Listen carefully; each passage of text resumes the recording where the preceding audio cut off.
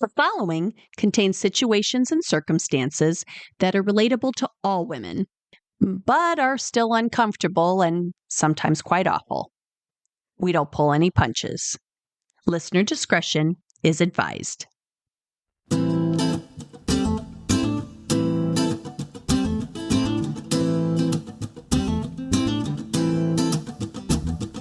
Life's a foolish game. Do you ever feel the same? Well, maybe we could change, turn the ship another way. Feel it in the darkness. We're sailing right into those jagged cliffs. Yeah. Some say we've always been insane. Hey, life's a foolish game. Life's a foolish game. It's not our fault that women are frequently pitted against each other. It's a tradition that spans generations and cultures. As a result, many find themselves sculpted by conflict more than friendship, even when their nemesis has no comment in return. Welcome to Frenemies, a Toil and Trouble Media original. On this show, we examine notable women and the rivalries that help define them. Today's tale comes from the cutthroat world of network news. It's the tale of Couric and Diane Sawyer. Couric was born on January 7, 1957, in Arlington, Virginia. After graduating from university with a degree in American Studies, Katie began her broadcasting career as a desk assistant at the NBC News Bureau in Washington, D.C. There, she got her first taste of the less than glamorous side of news media. Her bubbly enthusiasm and winning smile made her an easy target for harassment. As was par for the course in those days, Katie was subjected to smoky conference rooms, ridiculous requests, and rampant misogyny. She was labeled perky and a lightweight, and no doubt was on the receiving end of at least one pat on the ass and being called honey by creepy men old enough to be her father. Still, in spite of the toxic environment, Katie was hooked. She loved the energy, the competition, and being on the ground floor of history as it unfolded. Surrounded by chauvinistic senior reporters didn't discourage her. It inspired her. She knew she could run with them and run circles around them if given the chance. She just needed the opportunity. So she set out to create one. From there, she joined CNN as an assignment editor and later a producer and on-air reporter. Her performance led to a job as a reporter for a network television station in Miami. There, she honed her reporting and storytelling skills. On camera, her empathetic and disarming personality allowed her to connect with the audience in a way male reporters couldn't. But this was a double-edged sword. The same personality traits that made her charming and approachable on air made her seem weak among male peers and superiors. It's an all too frustrating reality for any woman looking to break into an industry dominated by men. You can't be a man, and you can't act like a woman. She wasn't the first to encounter it, and she sure wasn't the last. But Katie was a fighter, and the challenge only served to make her more determined. She would be the first woman to get behind that news desk as anchor one day, and she wouldn't let anyone stop her. 3 years later, she returned to Washington, D.C. as a reporter and anchor for an NBC affiliate. There, she earned her first Associated Press Award and an Emmy. And those guys in the newsroom could suck it. Her star rose even higher when in 1989, she joined the NBC News as a deputy Pentagon correspondent and finally caught her break. The role allowed her to cover national stories with broader significance and importance. After rocking it for a few years, she transitioned to the Today Show as a national correspondent before settling into the anchor seat next to Bryant Gumbel.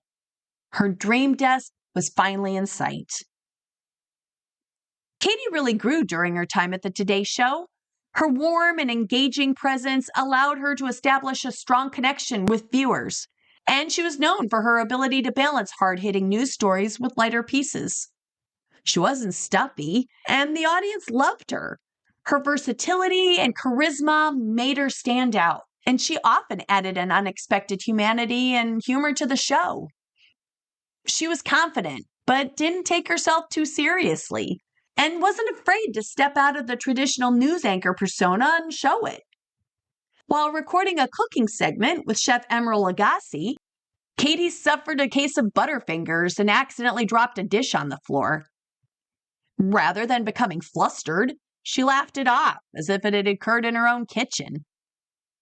She also battled co-host Matt Lauer in an on-air donut eating contest.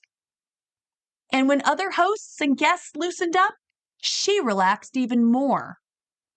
Every year when the Today Show hosts dressed up for Halloween, Katie would do her best to outshine them all, with an enthusiasm traditionally reserved for deciding what to wear to the annual White House Correspondents' Dinner. One year, she dressed up as Donald Trump, complete with a suit and comb-over wig. Speaking of assholes, Katie's decision in March of 2000 to televise her colonoscopy stands out as one of the most impactful moments in daytime television history.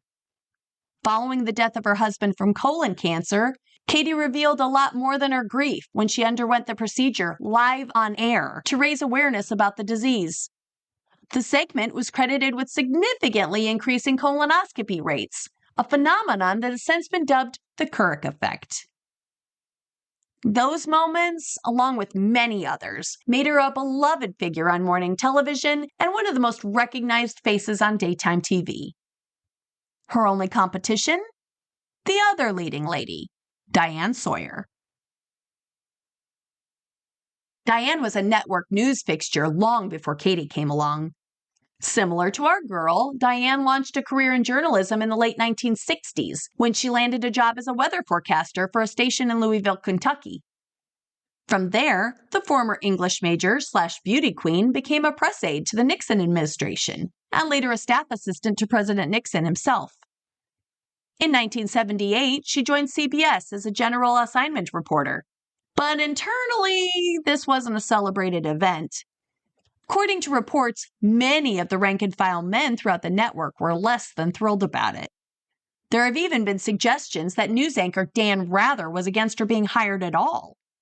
The crew of A-list Watergate sleuths just didn't understand. Did CBS really need a Nixon loyalist on the team? And a beauty queen at that? But Diane held her head up and stuck with it. And in 1981, she was promoted to political correspondent, where she covered the 1980 and 1984 presidential campaigns. Her male counterparts had to admit she did an okay job. For a woman, of course. She did okay enough that network executives named her co-anchor of the CBS Morning News that same year, sitting alongside Bill Curtis. In 1989, Diane moved to ABC, where she co-anchored the evening news program Primetime Live with Sam Donaldson. There, she was able to break away from more female stereotypes and show her investigative chops even more. During her tenure, she investigated hard-hitting news like the impact of international sanctions on Iraq, specifically focusing on how they affected the lives of ordinary citizens. Her report sparked debate about the effects of sanctions on vulnerable populations, something that hadn't been previously considered. Her interview with Michael Jackson and his then-wife Lisa Marie Presley was another home run. Touching on Jackson's music, his personal life, and recent allegations of sexual misconduct, the piece was watched by an estimated 60 million people. She also covered the September 11, 2001 terrorist attacks and their aftermath, bringing vital information and perspectives. In the early days of the crisis, her hard-hitting coverage was some of the only news loved ones of those involved had. Her report on supermarket chain Food Lion also proved significant when her investigation revealed some pretty cringy unsanitary practices. It also led to a significant lawsuit regarding journalistic ethics and methods. But has this ever really bothered Dan Rather? 10 years later, Diane was promoted to co-anchor of Good Morning America with Charles Gibson. And that's where our story resumes, with Katie anxiously biting her nails. In spite of all her on-air confidence and charm, Katie found Diane intimidating. Leading her in experience and on-air time by little over a decade, Diane was an immovable obstacle, the one person capable of bringing her dreams crashing down. Off the record, Katie really wondered why Diane hadn't made it to the anchor desk already. Blonde and sophisticated with a million-dollar voice, Diane was everything a newscaster should be. And everything Katie wasn't. Oh, and did I mention she was tall? For the first time in her career, Katie really felt vulnerable. She doubted her fun, feisty persona and began to wonder what the studio would be like if she were 5'11" and aloof. But there was little time for that. Behind the scenes, the pressure to beat the competition never let up. Both morning show teams worked frantically to ensure their show was the highest rated and most watched. Naturally, the competition extended to news coverage as well. Both shows raced to scoop the other, to be the first to break major news. Short of that, they also vied to provide the most comprehensive, engaging, and insightful coverage. If you can't be the first, you can always be the best. Katie and Diane were always on the lookout for the next big story or the next most sought-after interview in head-to-head competition to secure exclusives with headline-making figures, politicians, and celebrities. Booking the biggest guest or securing the biggest interview could significantly impact a show's ratings, but only for a short time. It wasn't a battle of what have you done as much as what have you done lately, where everyone kept score, but no one remembered a damn thing, making the pressure even more intense. Chasing down the next it story often involved relentless determination and persuasion. There were late-night phone calls, convincing pitches, and more than a few lavish dinners and gift baskets to entice guests to appear on their respective shows. It also involved timing. If a source decided to appear on both shows, something neither would be able to control but would know about through the grapevine, the game wasn't up just yet. If Diane noticed a guest was scheduled to appear on the Today Show on Wednesday, she might decide to release her interview with that same person the day before. Either way, it wouldn't matter. To the public, Good Morning America could claim the first exclusive and leave the Today Show in the dust. And neither was afraid to play dirty. According to unnamed sources, when a friend of Diane's, a public figure, was being pursued by Katie's people, they would receive a call from Diane's husband, movie director Mike Nichols, who would say, in the very nicest way, that he and Diane were prepared to cut off all social contact if that friend appeared on Today first. That kind of ferocity drove Katie, who at one point declared to her team, "That woman must be stopped." Her words of self-described ire were almost a rallying cry, and later printed on a throw pillow she kept in her office. In spite of this, Katie scored 2 major interviews for the Today Show in 1992, one with Anita Hill and another with Ross Perot. Anita had come into the national spotlight in the previous year when she accused Supreme Court nominee Clarence Thomas of sexual harassment. The interview with Ross Perot was an entirely different story and one only Katie could have pulled off. Perot was a billionaire businessman who had decided to run for president as an independent candidate. Katie pitched her interview as a way to allow viewers to get a better understanding of his unconventional platform and political views. To top any subsequent ones coming from competitors, her team convinced Perot's people to allow them to take live calls from viewers, asking questions directly. One of those calling asked Perot if he could do a Vulcan mind meld to understand the national debt better. It might not have done much to boost his chances. Perot lost the election, but Katie made out like a ratings bandit. She went on to interview JFK Jr., Laura Bush, and J.K. Rowling before she turned into a bigoted pile of crap. Around the same time, Diane landed a rare interview with Whitney Houston, an achievement that gave her a huge leg up. After it aired, the interview became notorious for its blunt probe into Whitney's substance abuse and personal struggles. At one point during the interview, Diane decided to confront the singer about her eating disorders, producing photographs of a notably thinner Whitney. She used these same photographs to segue into her rumored drug habit, Feeling backed into a corner, Whitney famously responded, "First of all, let's get one thing straight. Crack is cheap. I make too much for me to ever smoke crack. Let's get that, okay? I don't do crack. I don't do that. Crack is whack." Katie watched it like everyone else, but didn't like it. She thought Diane's approach was exploitative. She crossed a line, and her tactics were less about seeking truth and more about sensationalizing. There was a difference between conducting a revealing interview and selling out troubled, often traumatized people for sound bites and ratings. It didn't sit well with her. In the early 2000s, Alita St. James gave birth to twins. What made this newsworthy was that the energy healer and life coach did so at the age of 57. Overnight, Alita became one of the oldest women to give birth in the United States, and both journalists scrambled to get the story. Diane won out and interviewed her soon after. Upon hearing the news, Katie pondered who she had to blow in order to get the story. And then she said it out loud. Now, obviously this was a joke. The snarky remark was intended for her office crew only and never meant to be quoted. Still, it was leaked to other media outlets, forcing Katie to have to walk it back. Her reply, and I quote, "I'm pretty sure I speak for Diane when I say neither of us ever resorted to actual fellatio to land an interview, but we both engaged in the metaphoric kind, flattering gatekeepers, family members, and whoever else stood in the way of a big get." And that's one way to put it.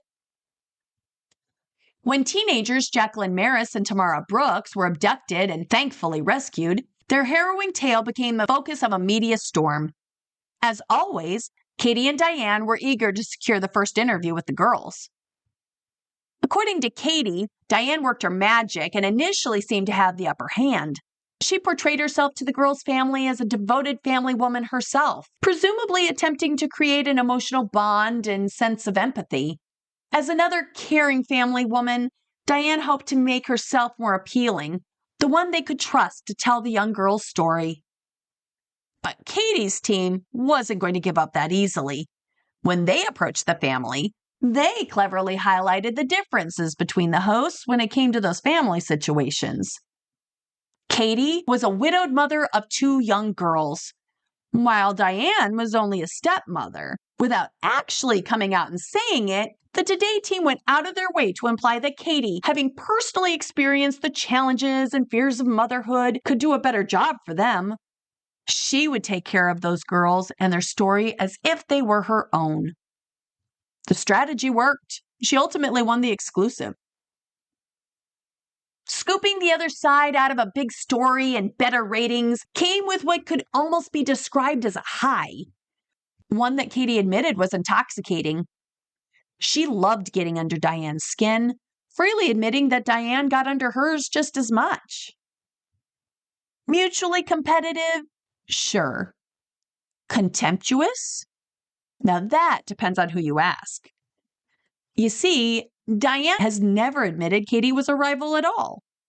As of this recording, a Google search of people Diane Sawyer reportedly had issues with includes Barbara Walters, Connie Chung, Charlie Gibson, Caitlyn Jenner, Britney Spears, and Sue Sylvester. I'm not even sure who that is. And while there are several references to the feud between her and Katie, every one of them comes from Camp Couric. While Katie was seething with enough venom to embroider on a pillow, Diane said nothing. If anything, she focused her contempt on her perceived rival, Barbara Walters. Barbara was every bit the bane of Diane's existence that Katie perceived her to be. The original OG, Barbara had been facing down celebrities, world leaders, and network executives since Diane was cutting her teeth on copy. And in an industry content to keep women as a rarity, Barbara had no interest in making room for her little ingenue either. Producers and assistants speculated that Barbara and Diane were determined to kill each other, to wipe each other off the face of the map. Maybe maybe because of their close proximity, their similar personalities, or simply because they were forced to compete for the same positions and respect at the same news network, off record, the two got along about as well as Swifties and Ticketmaster. Stories of icy encounters in hallways and battles over the best office space became the stuff of newsroom legend. Even the Christmas party guest list was a subject of contention. On one occasion, both women had unknowingly booked interviews with the same person on the same day. Bumping into each other with their crews in tow gave a whole new meaning to awkward.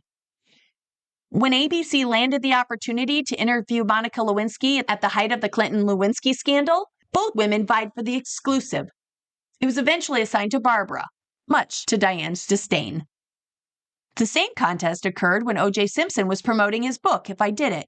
No doubt both women felt the need to take a shower as they competed for the privilege of helping O.J. hawk his tragedy-exploiting money grab. In the end, Simpson ultimately selected Barbara for the honor. While it had to be a whole new level of nausea for Diane, in the end, were either of these women really winners? Despite their professional competition, off camera, Katie and Diane had a lot of respect for each other. They saw each other at correspondent events and did charity work together. And they ran into each other for news stories all the time. No one keyed a car or anything. Each kept their public greetings warm and pleasant. The public never saw outward signs of a festering feud. Like the true rock stars they were, each woman maintained nothing but a respectable front, speaking highly of the other. In the face of other journalists, Diane called Katie a friend. Katie told Harper's Bazaar, "I think we like each other a lot." And Barbara told USA Today, "I have affection and admiration for Diane," which prompted Diane to follow up in her own biography, writing, "We do compete for interviews, but Barbara and I do more to maintain a real friendship and camaraderie than a lot of people in rivalrous relationships." But in spite of their best spin, stories of their escapades circulated by way of other reporters and authors, and occasionally the feud between the women became a story itself. Of course, those involved had no comment. When asked, representatives for Katie and Diane, as well as ABC, NBC, and CNN, had no comment.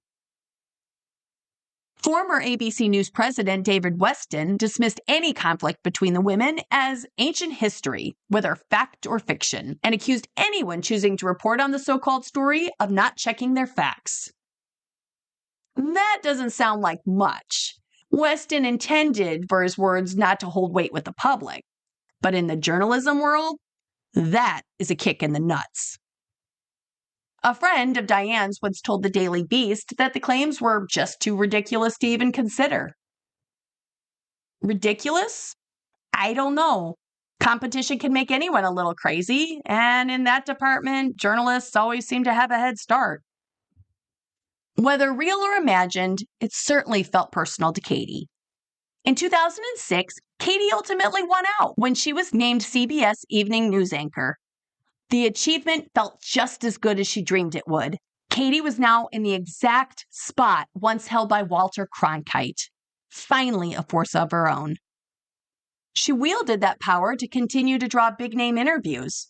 In 2008, she aired a series of interviews with Sarah Palin, the then vice presidential candidate running on the Republican ticket along with John McCain. The interviews had significant draw. Sarah was something of an unknown to the national political stage, and both parties were eager for her to open up and let the public get to know her. But things quickly changed when Sarah struggled to provide clear or substantive answers to her questions. From topics like foreign policy to economic matters, Sarah faltered. When Katie asked Sarah what newspapers and magazines she read to stay informed about world events, she couldn't name a single one. Sarah finally responded that she read, quote unquote, all of them that have been in front of me over all these years. Another key moment was when Katie asked about her foreign policy experience, and with regards to Russia in particular. The question wasn't intended to be a curveball, considering at the time Sarah was Alaska's sitting governor. But again, instead of citing specific information or even general scenarios that demonstrated her abilities, Sarah chose to rely on her state's physical proximity as some kind of insight. Quote, "There are next-door neighbors, and you can actually see Russia from land here in Alaska, from an island in Alaska."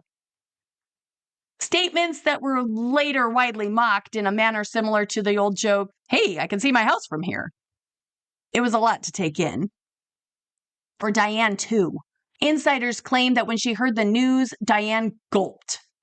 It shouldn't have worked out that way.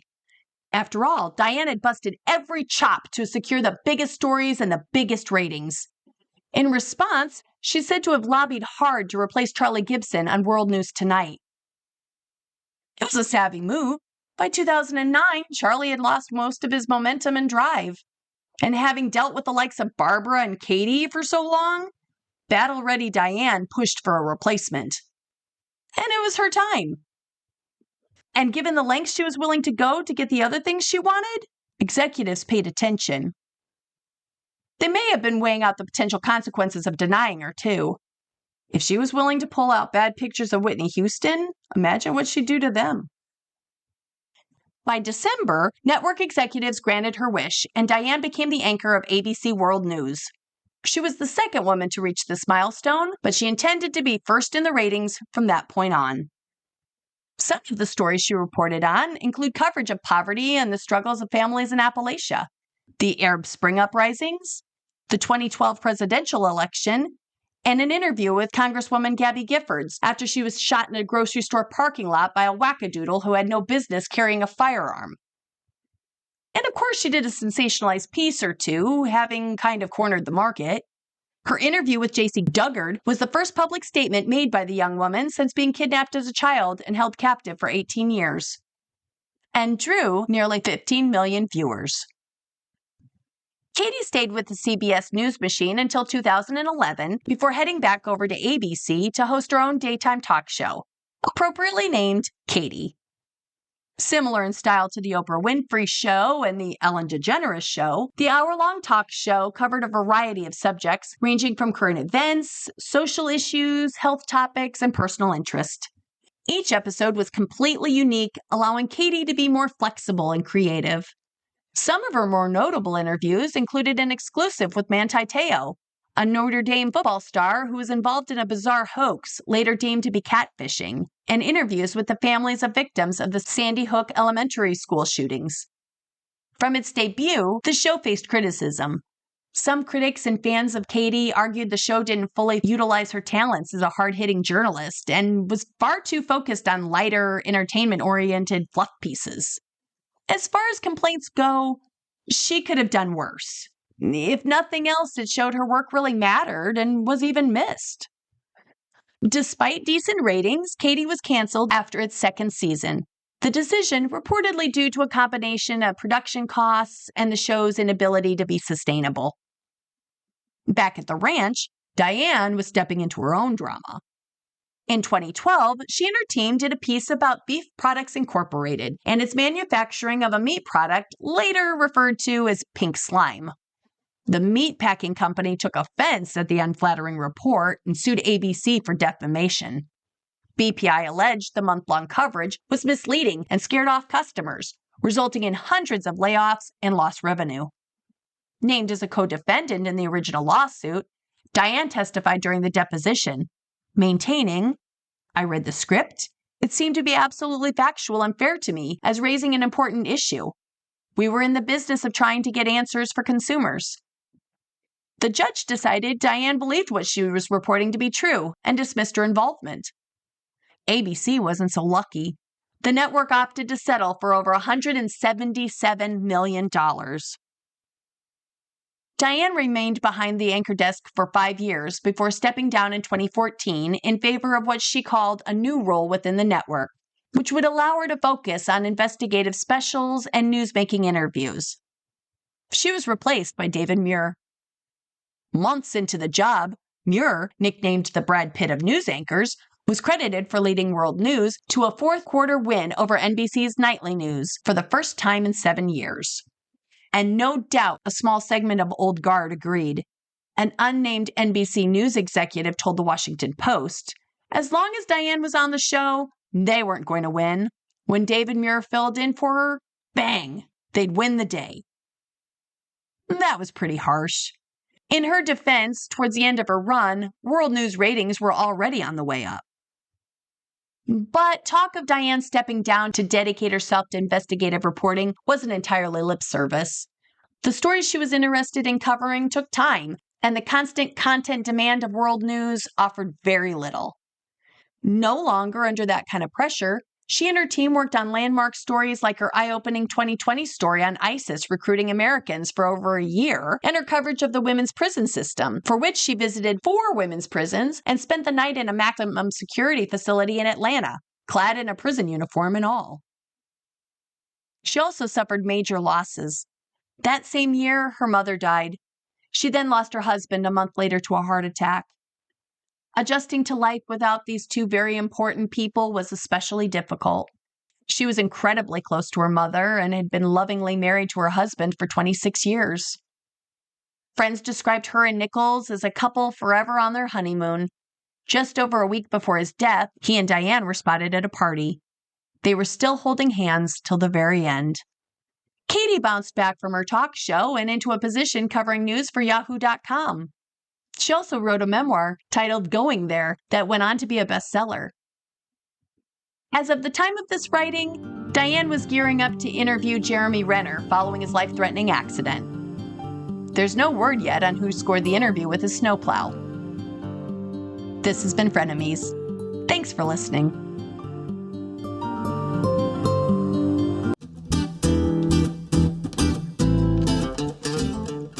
Frenemies is an original production of Toil and Trouble Media. Executive produced by Jennifer Beck. This episode was also written and performed by Jennifer Beck. I'm kind of a big deal. Additional production assistance was provided by Erin Iris and David Beck, and our music was performed by Snowflake and Admiral Bob. Thanks, guys. If you enjoyed this podcast, please leave us a 5-star review wherever you listen and tell your friends. It helps us rise above the crowd. And check out our website at toilandtroublemedia.com. Follow us on Facebook, Instagram, TikTok, and Threads. We're also on Patreon, and we have a YouTube channel if you want even more Toil and Trouble Media in your life. I lost control of those outlets a long time ago, so you never know what you're going to find. They're kind of like herding cats. And as always, thanks for listening.